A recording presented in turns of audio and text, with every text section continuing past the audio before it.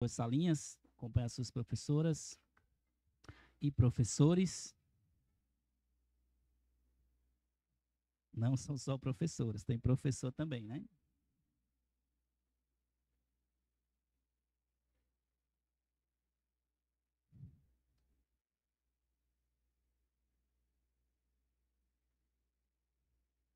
As crianças maiores, até 99 anos, né? Vamos abrir as nossas Bíblias em Mateus, capítulo 6. Mateus, capítulo 6. Os papais vão lá, deixam os meninos e volta, tá bom? Pra gente estudar a Bíblia juntos. Mateus 6. Hoje nós vamos estudar os versículos 33 e 34. Nós vamos estudar durante esse mês, enquanto nós queremos estar nessa virada de ano, né? Iniciando o ano. Certamente muitos de vocês fazem planos ou pensam como é que vocês querem aproveitar melhor o tempo de vocês. Mas vamos pensar isso da perspectiva de Deus, tá certo? Vamos pensar isso como é que a gente olha na perspectiva de Deus. E usando um termo bíblico, como a palavra do Senhor fala, remindo o tempo. Isso é o que nós vamos estudar durante esse mês. Nós vamos pensar como é que o Senhor nos ajuda a compreender ou a glorificá-lo enquanto usamos bem o tempo que ele tem nos dado, né? Nós precisamos lembrar que, como servos de Deus limitados nesse mundo, nós temos um prazo de validade aqui. Até o dia que o Senhor nos deixar viver aqui, ou o dia que ele vier buscar a sua igreja, nós estaremos nesse mundo, mas temos limite. Nós não somos como o Senhor, ilimitado e eterno. O que o tempo diz sobre minha vida, talvez seja uma das perguntas que poucos de nós fazemos. Certamente poucos de nós até sabem a resposta. Mas ao pensar no tempo em que vivemos, o que o tempo fala sobre a minha vida? O que o tempo fala sobre a minha vida com Deus? Ou o que o tempo diz a respeito de Deus? Muitos de nós talvez nunca fez essa pergunta, ou não fazemos com frequência, ou até mesmo, se fazemos, não sabemos como responder. Mas Jesus já nos alertou, Jesus nos alertou para essa realidade. Jesus nos alertou em um contexto específico sobre os cuidados da vida. Talvez você até conheça esse trecho. Você conhece o trecho de Mateus capítulo 6, falando sobre ansiedade, preocupações da vida. Esse talvez seja um dos textos mais falados, ou mais pregados, ou ensinados, ou até mesmo recitados. No entanto, é um dos textos que nós mais temos dificuldades em viver. Isso eu falo nós, porque todos nós realmente temos a dificuldade de cuidar do nosso tempo, mas não apenas cuidar do nosso tempo, ou olhar o nosso tempo da perspectiva de Deus. Essa manhã é uma manhã a qual o meu desejo é que a palavra de Deus nos traga uma realidade, não apenas para nos entristecer a respeito do nosso tempo ou da nossa vida, mas que nós sejamos despertados a viver as nossas vidas da perspectiva de Deus e para a glória de Deus. Talvez alguns confrontos, assim como foi para mim, certamente vai ser para você também a respeito do tempo. Pode até ser que traga tristeza para você, mas esse não é o objetivo final. O objetivo final é que, ao refletir sobre as nossas vidas e como temos usado o nosso tempo, nós sejamos levados a agradar ao Senhor e viver o nosso tempo para a glória de Deus. O tema qual nós vamos estudar, o meu passador está aí. O tema que nós vamos estudar é superocupado. O que o tempo diz sobre a minha vida, o que o tempo diz sobre Deus em minha vida. Superocupado. O que o tempo diz sobre Deus em minha vida. O texto ao qual nós vamos ler é Mateus 6, os versículos 33 e 34. A palavra de Deus diz assim: mas busquem em primeiro lugar o reino de Deus e a sua justiça, e todas estas coisas lhes serão acrescentadas. Portanto, não se preocupem com o dia de amanhã, pois o amanhã trará os seus cuidados, basta ao dia o seu próprio mal. Vamos orar. Senhor Deus, nós queremos muito que o Senhor nos ajude com a sua palavra, que o Teu Espírito possa nos ajudar a compreender e aplicar essas verdades às nossas vidas. O Senhor prometeu que o Espírito viria a esse mundo, habitaria em nós e nos faria lembrar aquilo que o Senhor nos ensinou e nos faria compreender aquilo que nós não compreendemos. E aqui estamos, Senhor Deus, nessa manhã, firmados nessa promessa de que o Senhor irá nos ensinar e nos lembrar as verdades por meio do Teu Espírito. Nos ajude, Senhor Deus, e que o Espírito Santo seja o nosso professor, aquele que quebranta o nosso coração para que a palavra venha, e não apenas venha, mas ela faça morada e ache, Deus, espaço para que venha frutificar em nossos corações. Em nome de Jesus eu te peço isso. Amém. Se eu pudesse resumir esse trecho ou pedir que vocês guardassem no seu coração um resumo desse trecho, a ideia do que nós vamos estudar essa manhã é: a forma como nós gastamos as nossas vidas diz muito sobre o que cremos sobre Deus e o seu controle sobre as nossas vidas. A forma ou a maneira como nós gastamos ou vivemos a nossa vida, isso diz muito do que nós cremos sobre Deus e diz também sobre como Ele controla as nossas vidas. A primeira coisa que nós precisamos compreender ao falar de tempo é quem é o Senhor do tempo. Quem é o Senhor do meu tempo? Nós sabemos que Deus, Ele é aquele que, como Daniel falou em Daniel 2, 21, ele diz: Ele é quem muda os tempos e as estações, remove reis e estabelece reis. Ele dá sabedoria aos sábios e entendimento aos inteligentes. Nós sabemos que é Deus quem controla, é Ele quem criou, é Ele quem governa todas as estações. Nós sabemos muito bem disso. Mas ao vivermos na correria do dia a dia, sem muitas vezes nos preocuparmos com o que Deus se importa, nós estamos tirando, mesmo que sem falar, o controle que é dele, o controle do tempo. Muitas vezes, ao usarmos o tempo em que Deus nos deu de forma errada, é o mesmo que dizer para Deus: o Senhor não me deu tempo suficiente para te obedecer. Já viu que muitos de nós dizem assim: rapaz, está faltando tempo. Rapaz, Deus teria que me dar mais aí umas 8 horas para que a coisa acontecesse. Nas entrelinhas, muitas vezes nós estamos dizendo com o nosso coração, mesmo que seja em um tom de brincadeira algumas vezes, que Deus não nos deu tempo suficiente para obedecer ou fazer a vontade dele. Ele é aquele que controla todos os tempos e as estações. O Deus a qual servimos se importa com o tempo que ele nos deu e como nós gastamos esse tempo. Porque isso mostra muito a respeito de quem governa as nossas vidas. Jesus está falando aqui nesse trecho para os seus ouvintes em um contexto de preocupações. Lembra como eu falei para vocês na introdução que isso aqui é um contexto ao qual Jesus está falando que nós não deveríamos andar ansiosos por coisa alguma.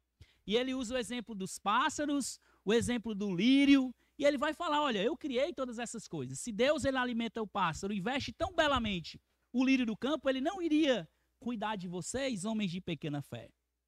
Deus está mostrando para aqueles seus discípulos quem é que de fato o sustentava e governava todas as coisas. Infelizmente, na correria do dia a dia, a grande realidade, meus irmãos, é que nós, muitas vezes, não nos preocupamos em como gastamos o nosso tempo. Ou nós enchemos a nossa agenda de muita coisa, ou nós procrastinamos, ou deixamos as coisas cada vez de lado, depois eu faço, e acaba que muitas vezes a gente deixa as coisas por últimos que importa para Deus. Nós geralmente achamos tempo para tudo, mas temos que cortar algo em nossas vidas quando as coisas estão relacionadas a Deus. Já percebeu isso? Você já percebeu que nós achamos tempo para tudo? Vamos pensar em alguns exemplos. Eu tenho dificuldade para acordar cedo, ir para a escola dominical, ir para a igreja, ou até dormir tarde. Nós vamos para um culto à noite, dormir tarde, não, tenho que correr porque amanhã eu vou acordar cedo, essas coisas, não posso ficar um tempo aqui de comunhão com os meus irmãos, porque a vida é corrida. Mas espera aí, se sai lá uma ordem no meu trabalho, que eu preciso acordar mais cedo e trabalhar no domingo, quem de vocês vai faltar?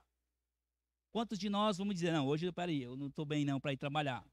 Ou então, se você precisa trabalhar até mais tarde no seu trabalho, quem de nós vai dizer não para não trabalhar no trabalho até mais tarde? Mas nós podemos dizer não para os nossos irmãos, para estar um tempo com Ele, para a igreja, mas não podemos dizer não para as nossas correrias do dia a dia. Nós podemos dizer, eu tenho dificuldade em me esforçar para aprender algo que eu possa servir aos outros irmãos. Pastor, eu não sei como aprender a Bíblia. Eu queria aprender a ensinar aos outros, eu queria aprender a discipular, eu queria aprender a fazer isso. Você até diz, mas não gasta tempo e esforço para isso. Mas nós, ao se tratarmos da questão de qualquer outra habilidade, se o meu trabalho exigir, por exemplo, eu preciso saber o Excel avançado, eu vou lá batalhar, em 3 meses eu vou aprender o Excel avançado, porque eu preciso daquele trabalho. Eu preciso gastar tempo e esforço para algo que para mim vai trazer algum benefício. Muitas vezes algum benefício que não é espiritual, e esse esforço é válido. Mas se eu tiver que aprender algo, me debruçar na palavra de Deus, para ensinar aquele irmão que está precisando crescer, aquele irmão que está sofrendo, não, isso aí depois eu gasto um tempinho, eu penso. Isso aqui, talvez você tenha muitos outros exemplos para pensar sobre isso. Eu estou apenas usando alguns exemplos bem comuns nossos. Nós somos mestres em dar desculpas quando se trata das coisas relacionadas às coisas de Deus. Essa é uma grande realidade nos nossos tempos. Nós temos cada vez mais um cristianismo crescendo. Nós vemos cada vez mais igrejas lotadas e cada vez menos pessoas dispostas a servir a Deus e ao seu povo. Os seminários estão cada vez mais vazios. Os seminários sérios estão cada vez mais vazios. Os cursos de universidades cada vez mais cheias. Eu não estou dizendo que ninguém aqui não tem que fazer universidade, eu não estou falando isso, eu estou querendo trazer uma reflexão para nós. Nós gastamos muito tempo e esforços com muitas outras coisas, mas quando se trata das coisas de Deus, o Senhor não é o Senhor do nosso tempo. As igrejas estão enchendo, nós temos até visto algumas reportagens que o movimento evangélico no Brasil está crescendo. No entanto, cada vez mais pastores e líderes precisam criar estratégias ou meios para atrair o povo para servir na igreja. O simples fato de existir o povo de Deus, a igreja de Deus, não é um fator motivador para nós servirmos ao povo. Eu tenho que tornar a igreja mais atraente. A igreja precisa ser desse jeito ou daquele outro jeito. A igreja precisa ser assim, assado ou daquele outro jeito.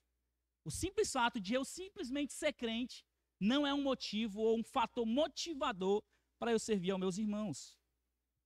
Quando eu preciso de incentivo, meus irmãos, isso aqui é uma coisa séria para nós pensarmos. Quando eu preciso de incentivo para pensar em Deus e servi-lo, isso é sinal de que Ele não está governando totalmente a minha vida.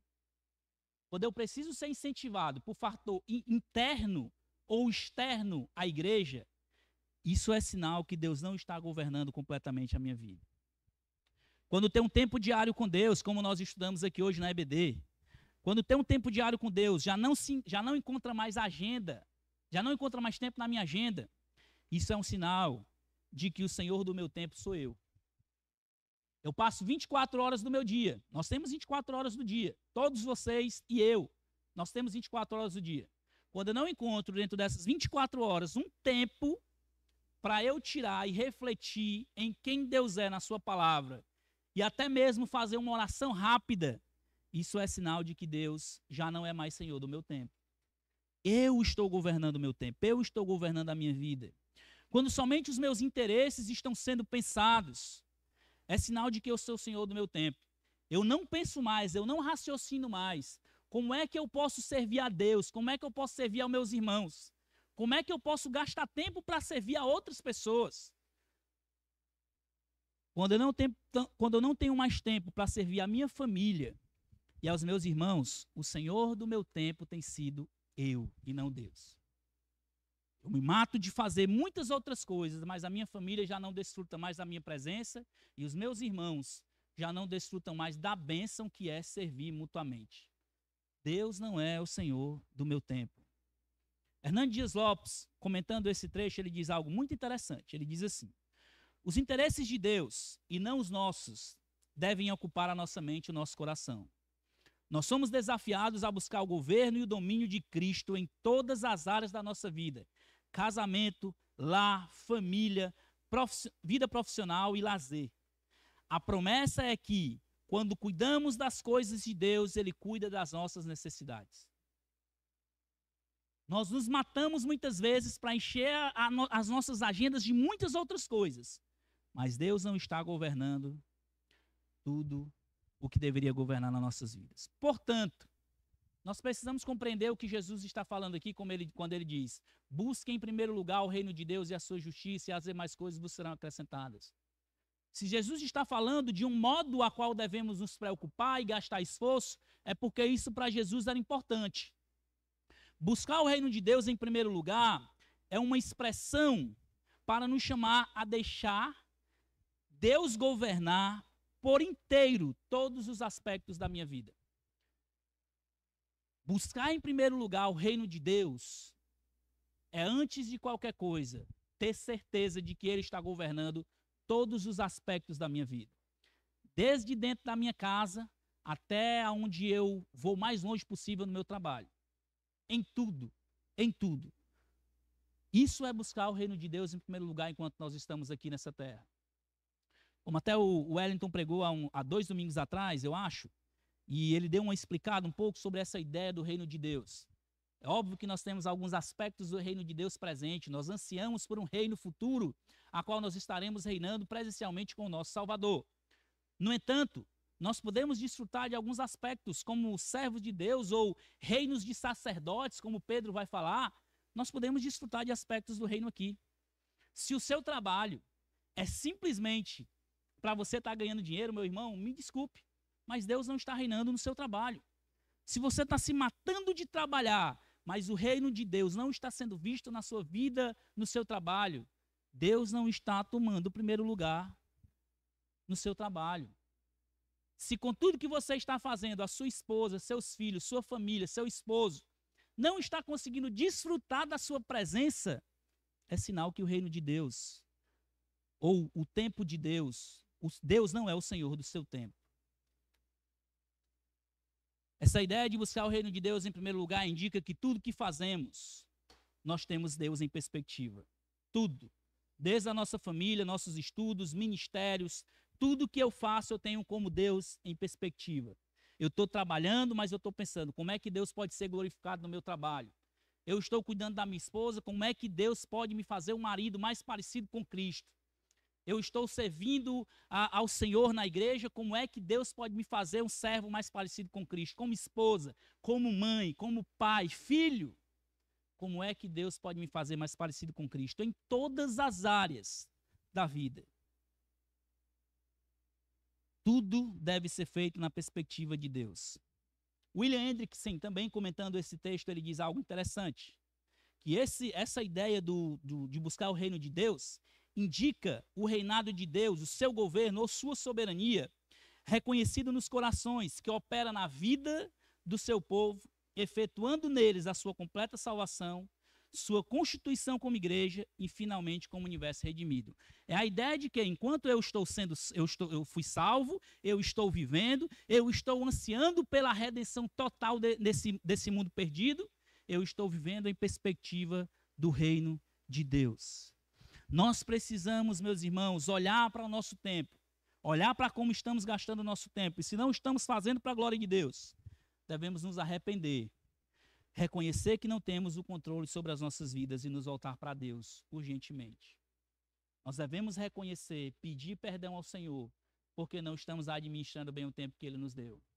E aqui foi uma das coisas que nós estávamos comentando ontem no curso de membresia, com os irmãos que vão se tornar membros da igreja, e nós passamos um bom tempo refletindo sobre a questão do pecado, que nós só pensamos no pecado como um adultério, como um roubo, como um assassinato, como coisas desse tipo.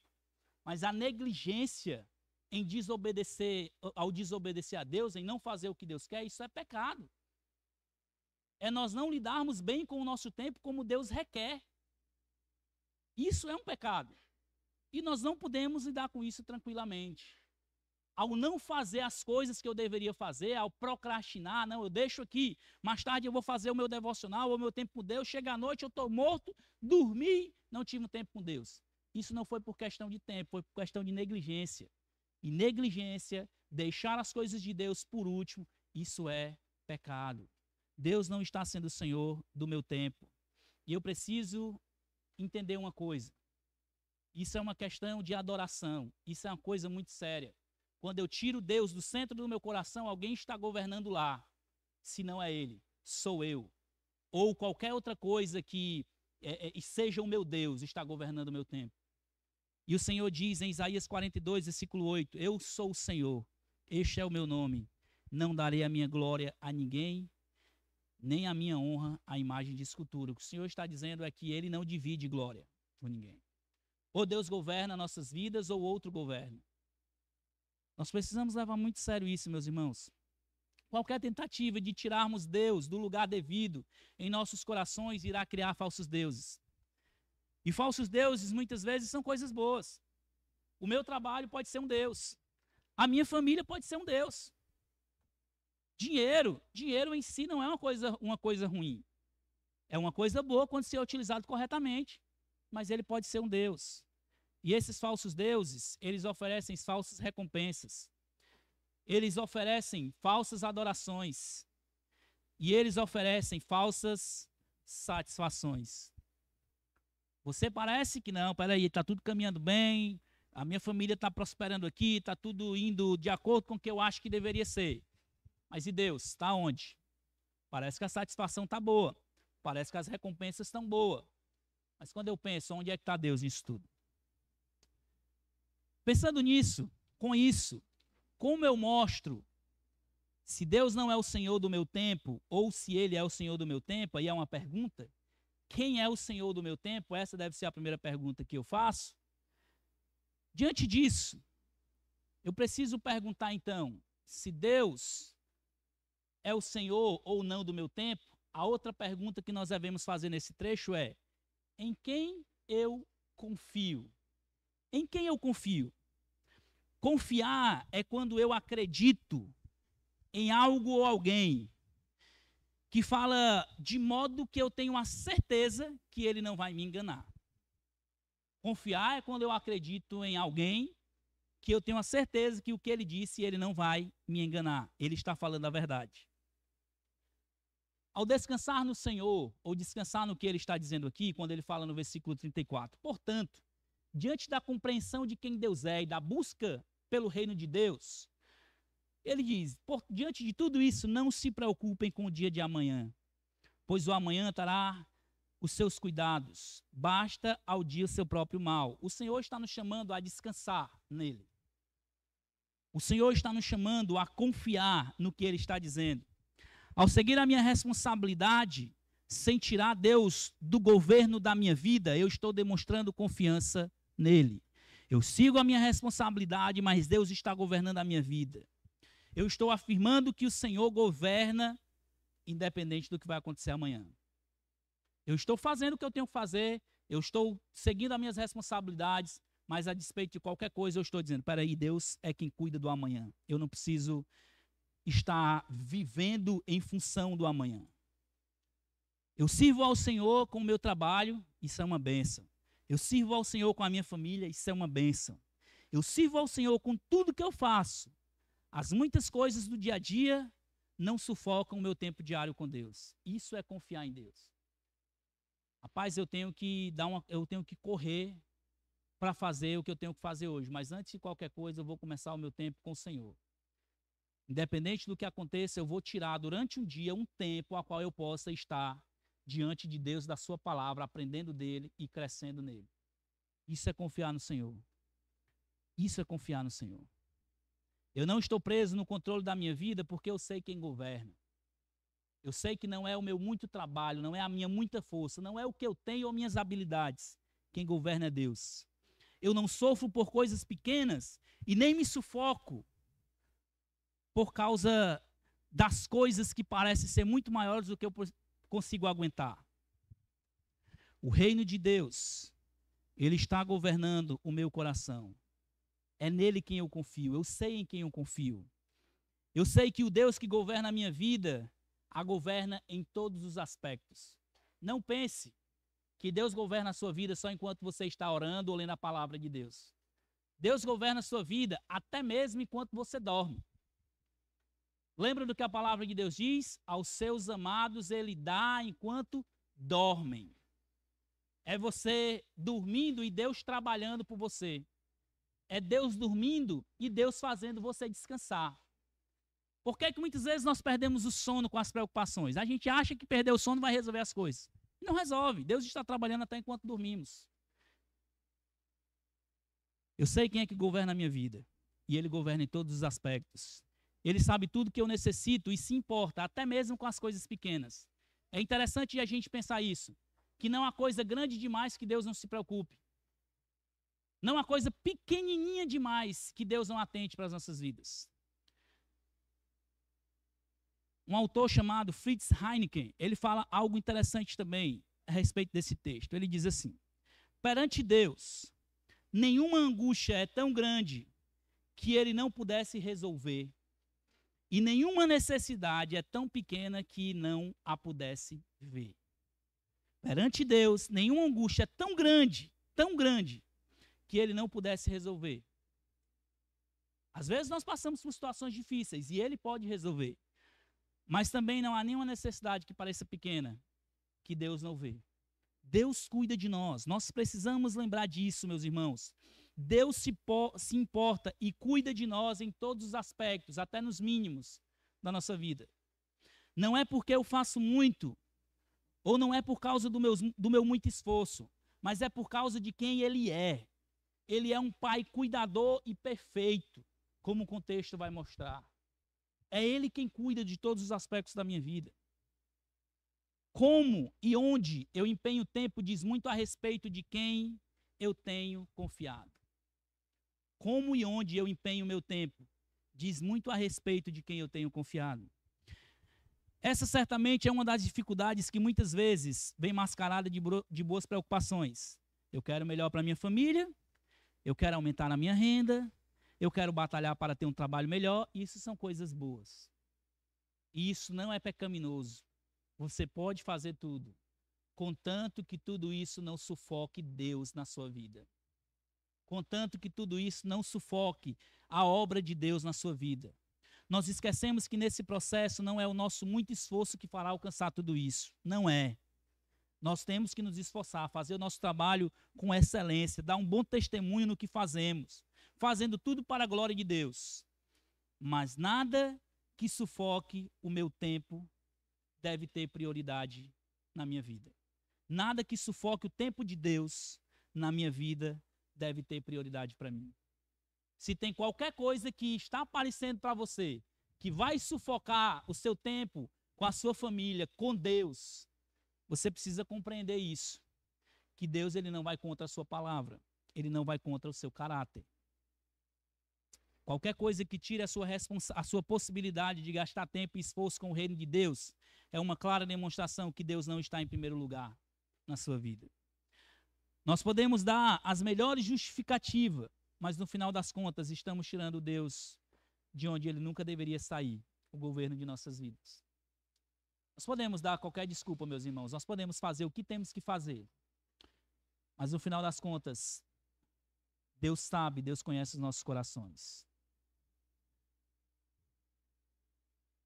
Nós podemos até não falar isso, mas essa é uma realidade visível. Nós podemos até não dizer que Deus não está tomando primeiro lugar nas nossas vidas, mas na prática é isso que nós estamos dizendo. É isso aqui, ó. O que eu comunico, mesmo quando eu não falo. Abra sua Bíblia aí em Lucas capítulo 12, nós vamos ver os versículos 15 ao 21 nesse último ponto. Queria trazer uma parábola que Jesus contou para nós caminharmos depois para algumas aplicações. Eu vou gastar um tempo aqui nesse trecho. Mas eu queria trazer, quando alguém estava perguntando a Jesus sobre a questão de enterrar o seu pai, ou preocupado com riqueza, Jesus conta uma parábola para ilustrar sobre os cuidados dessa vida. Lucas 12, os versículos 15 ao 21, Jesus diz assim: então lhe recomendou: tenham cuidado e não se deixem dominar por qualquer tipo de avareza, porque a vida de uma pessoa não consiste na abundância dos bens que ela tem. E Jesus lhe contou uma parábola dizendo: o campo de um homem rico produziu com abundância. Então ele começou a pensar: o que farei, pois não tenho onde armazenar minha colheita? Até que disse: já sei, Destruirei os meus celeiros, construirei outros maiores, e aí armazenarei todo o meu produto e todos os meus bens. Então direi à minha alma: você tem em depósito muitos bens para muitos anos. Descanse, coma, beba e aproveite a vida. Mas Deus lhe disse: louco, esta noite lhe pedirão a sua alma. E o que você tem preparado? Para quem será? Assim é o que ajunta tesouros para si mesmo, mas não é rico para com Deus. Meus irmãos, a ideia de que tenho o controle sobre a minha vida é uma ideia egoísta e idólatra. Esse homem aqui, que Jesus está contando uma parábola, ele achava que, rapaz, eu tenho muito. Eu aumentei os meus bens. Eu ganhei muito. Isso não é o problema. O problema é ele achar que ele tinha controle sobre tudo isso. Sabe o que eu vou fazer? Eu vou aumentar os celeiros, guardar e fazer com que minha alma se deleite no que eu tenho. Jesus está falando exatamente isso. Tenha, você pode ter, não é problema você ter bens. A questão é, a sua alma não pode se deleitar nisso. Nós não podemos gastar todas as nossas vidas em cima do que nós temos ou do que queremos ter. Nós não podemos deixar que essas coisas tomem a prioridade de Deus em nossas vidas. Nós não podemos deixar que gastar tempo e esforço com aquilo que traz algum benefício próprio para nós é a prioridade. O que Jesus está dizendo é que isso é loucura. Gastar tempo e esforço com aquilo que nós queremos deleitar a nossa alma nisso é loucura. Você pode até ter, Deus pode até te abençoar com o que quer que seja, bens, finanças, móveis, imóveis, o que quer que seja. Mas a sua satisfação primária, o seu investimento de tempo precisa estar completo em Deus. Não espere algo duro como esse homem aqui bateu de frente com a morte, né? Ali Jesus está dizendo que de alguma forma era como se Deus estivesse dizendo para ele: ei, peraí, tu está achando que vai guardar isso aí para sempre? Essa noite mesmo vão te pedir a tua alma. E o que você vai fazer? O que é que você tem para oferecer? A tua alma está deleitada nos bens que você tem. O que é que você vai fazer? Nós precisamos lembrar, irmãos, que chegará um momento em que nós somos salvos. Se você é salvo, você colocou a sua confiança no Senhor, você tem sua segurança garantida por causa da obra de Cristo. Mas nós iremos prestar contas diante de Deus pelo modo como vivemos nesse mundo. E também o modo como nós vivemos nesse mundo importa. Nós podemos viver alegremente nesse mundo, seja tendo muito ou tendo pouco. Depende de onde está a nossa fonte de satisfação. Você pode ter pouco ou suficiente para viver e ainda assim ser uma pessoa, uma família totalmente feliz pelo que Deus tem dado para você. Você pode ter muito, até mesmo muito mais do que o suficiente que você precisa, e ainda assim você ser uma pessoa infeliz ou que não tem satisfação em Deus. Não espere que algo duro aconteça para que você acorde para a realidade que não tem controle do seu tempo e da sua vida. Para que você olhe para trás e veja que não pode recuperar o tempo que não aproveitou. Eu me lembro de um irmão que perdeu a esposa dele, que ele falou assim para mim: pastor, eu queria muito ter aprendido tudo que eu aprendi agora, o que estou aprendendo agora, enquanto eu tinha minha esposa. Eu vivi muito tempo na igreja, a minha esposa até servia muito enquanto estava viva, mas eu só fui atentar para fazer as coisas como Deus queria depois que ela morreu. Isso é um exemplo só, é um exemplo real. Não espere que o tempo traga um choque de realidade ou que Deus traga um choque de realidade para a sua vida para você acordar. Que você não tem controle sobre a sua vida. Que você não tem controle sobre o tempo que Deus lhe deu. Não espere isso. Aproveite o seu tempo. Viva para a glória de Deus. Você pode ser super ocupado, você pode ter muitas tarefas, mas se em todas essas ocupações você encontra tempo para Deus, Ele está governando a sua vida. É possível nós vivermos uma vida corrida, é possível nós vivermos o nosso tempo bem ocupado, é possível, contanto que em todas essas ocupações Deus esteja em primeiro lugar. O tempo diz muito sobre Deus em nossas vidas e como o usamos importa diante de Deus. Jesus usou bem o seu tempo. Nós vemos isso. Jesus não ficou de muito tempo jogando conversa fora ou fazendo algo que não era proveitoso. Os apóstolos e os discípulos do primeiro século aproveitaram bem o seu tempo. E nós precisamos aprender também com isso. O tempo que vivemos nesse mundo deve ser um tempo vivido na perspectiva do reino que há de vir. Eu vivo nesse mundo, desfrutando de alguns aspectos presentes daquele reino que um dia eu quero estar presente com o meu Salvador. Por que eu não começo a aproveitar bem o meu tempo agora? Por que eu não começo a aproveitar bem vivendo na perspectiva de Deus agora? Em conclusão, esse mesmo autor que eu falei agora há pouco, um nome difícil, né? Um alemão, Fritz Heinecker, que ele diz assim: tudo o que existe é apenas um pequeno início, um indício sugestivo para o grande e visível estado de consumação. Quando Deus será tudo em todos, quando o reino perfeito de Deus abrangerá a terra numa grandeza visível. Para esse reino futuro deve estar direcionada toda a nossa busca. Nós estamos esperando esse reino vindouro, mas enquanto vivemos em tudo que buscamos e fazemos nesse mundo, deve estar em perspectiva desse reino. Se você está pensando em qualquer coisa, simplesmente no seu benefício, garantir o seu futuro, ou simplesmente vivendo em perspectiva do que você tem para ganhar ou juntar, eu preciso trazer a realidade. Você está vivendo uma loucura. Mas você pode até viver buscando melhorar a sua vida, sua condição enquanto vive nesse mundo, contanto que Jesus seja o primeiro lugar em tudo que você faz e em tudo que você pensa. Fora isso, você está jogando tempo fora e a vida fora. Você está desperdiçando a sua vida, podendo viver da perspectiva de Deus, desfrutando aspectos do reino nesse mundo. Nós precisamos aproveitar bem o nosso tempo, porque Deus se importa com o tempo.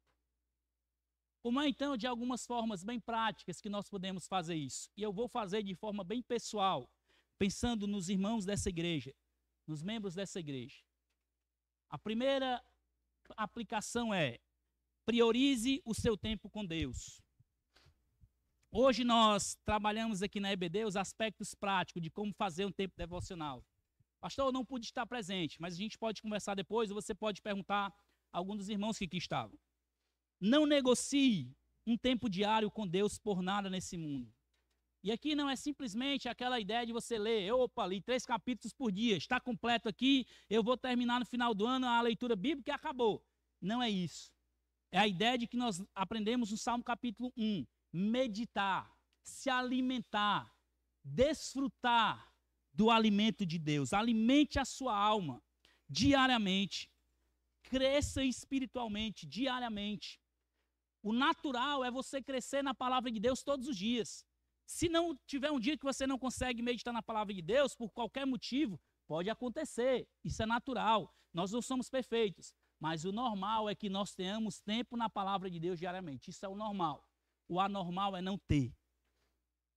É até muitas vezes, né, quando algumas pessoas, alguns meninos já falaram assim, uma vez para mim, né, adolescentes. Rapaz, é estranho. Meus pais estão querendo estudar a Bíblia. Amém. Graças a Deus estão despertando tarde. Mas não deveria ser a realidade essa. A realidade seria, nós estudamos a Bíblia dentro de casa. Os nossos filhos veem que nós amamos a palavra de Deus. Eles nos veem debruçados na palavra de Deus. Eles nos veem que nós estamos valorizando a verdade de Deus. Eles nos veem praticando a palavra de Deus. Então, priorize o seu tempo diário com o Senhor. Alimente a sua alma, alimente, não é só ler.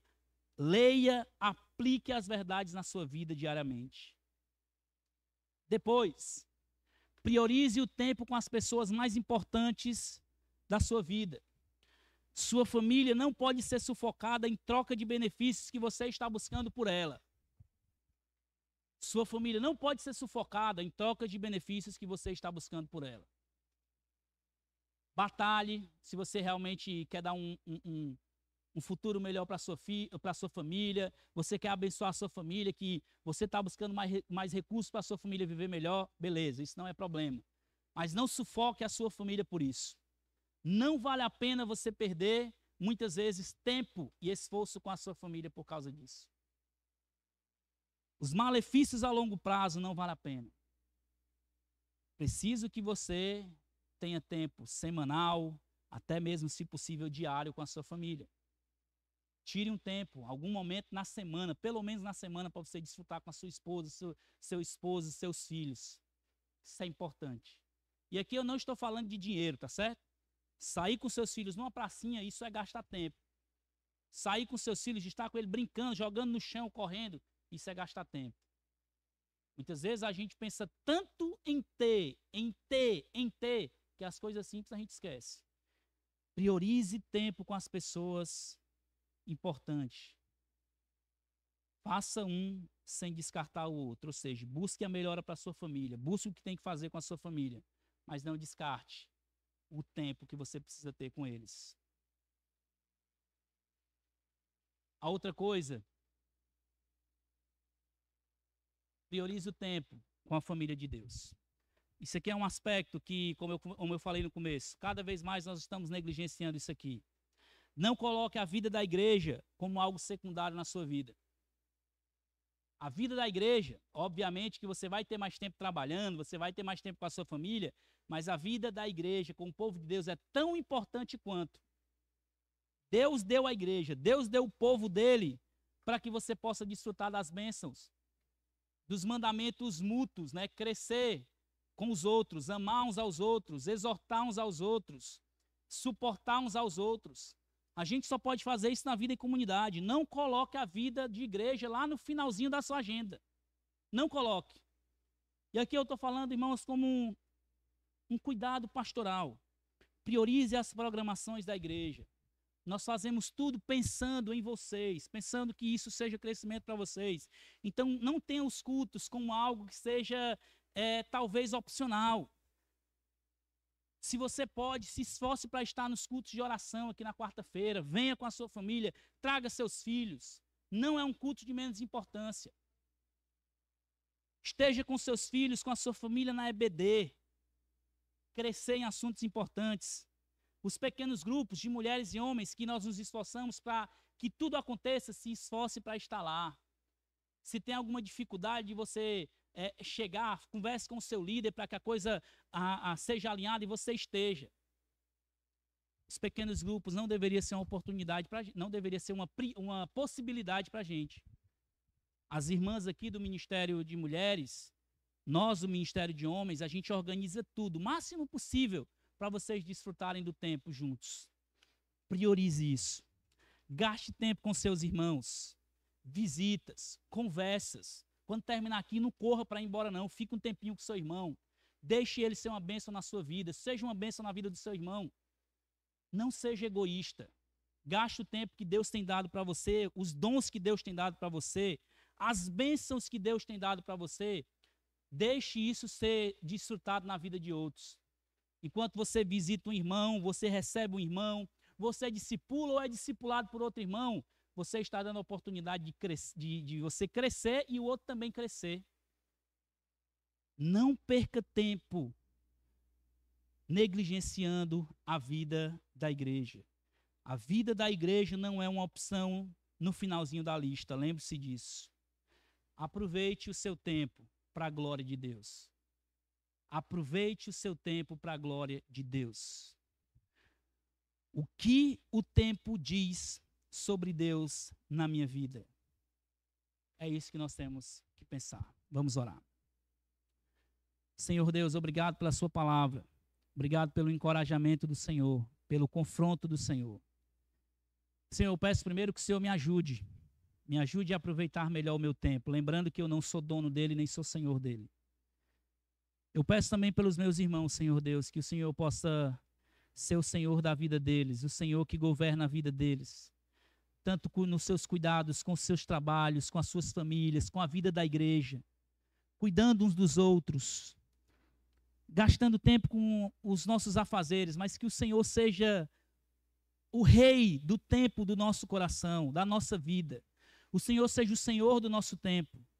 Que nós não venhamos tirar o Senhor e deixar o Senhor de lado e assumir o lugar que não é nosso.